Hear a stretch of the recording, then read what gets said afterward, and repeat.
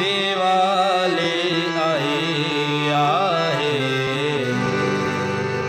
खुशियाँ जिगरी आहे, खुशियाँ जिगरी आहे। श्री रामचंद्र पैंजो, श्री रामचंद्र पैंजो वचन पूरो कयो आहे,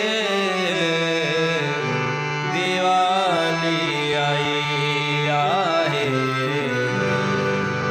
खुशियाँ जिगरी आहे।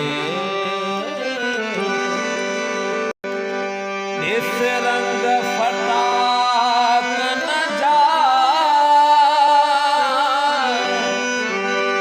ये बारू बार न था,